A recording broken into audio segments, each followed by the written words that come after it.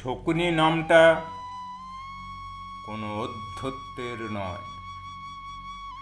শকুনি নামটা বিষময় নয়। শকুনি নামটা স্বেচ্ছাচারিতার নয়। শকুনি নামটা কোনো ষড়যন্ত্রের নয়। শকুনি নামটা আসলে এক মহাবিপ্লব, অধর্মের বিরুদ্ধে এক সুচারু সংগ্রাম, যার পরতে পরতে লেখা ছিল অন্যায়, অবিচার, শোষণ, শাসন, অত্যাচারের বিরুদ্ধে যৌক্তিক প্রতিশোধের বৈধ কৌশল।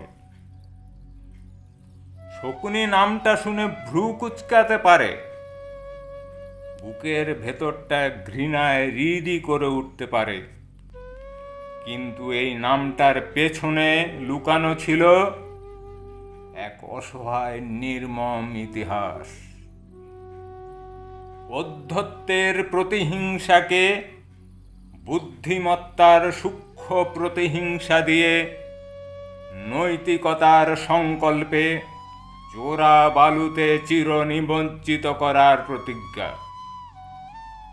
ক্ষমতা আস্ফালনকে চিরতরে মুছে ফেলার মধ্যে কোনো অন্যায় বা অপরাধ নেই। তাই যুগে যুগে মহাভারতের অবতারণার প্রয়োজন।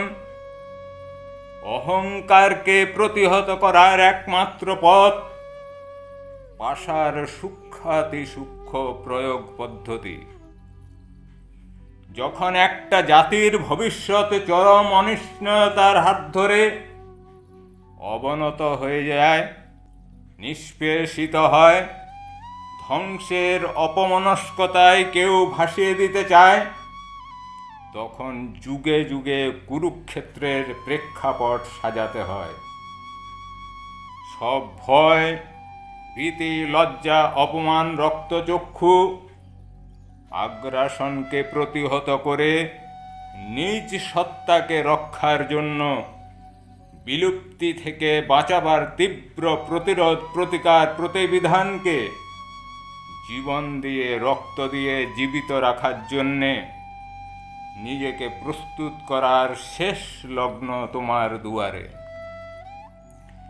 বেঈমান মির্জাফর, বিভীষণের মতো সজাত বিদ্বেষী থাকে, উপড়ে ফেলতে হয় স্নিগ্ধ শ্যামলতা থেকে আগাছার মতো।